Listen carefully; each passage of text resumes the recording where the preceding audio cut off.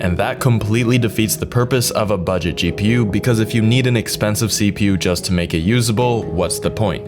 For decades, Intel has been the most popular choice for CPUs, powering more than half the world's computers. But when they released their first GPU in 1998, the i740 was so poorly received that they literally quit making GPUs for 24 years. Yes, it was actually that bad. But after more than 2 decades, Intel launched their new fastest GPU, the Arc B580. Intel claims that it can handle both 1440p gaming at over 60 FPS and ray tracing, all for just $250. Sounds too good to be true, right?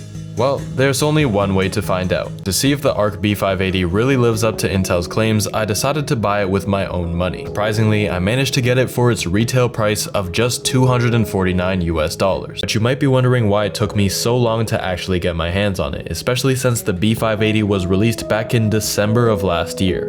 Well, only weeks after release, the B580 ran into serious issues. When paired with weaker CPUs, even as strong as the Ryzen 7600 Non-X, performance was abysmal. When you pair both GPUs in the exact same game but with an older CPU, the B580 gets absolutely destroyed. There was actually a title where even the 7600 caused a slight dip in the 1% lows. And that completely defeats the purpose of a budget GPU, because if you need an expensive CPU just to make it usable, what's the point?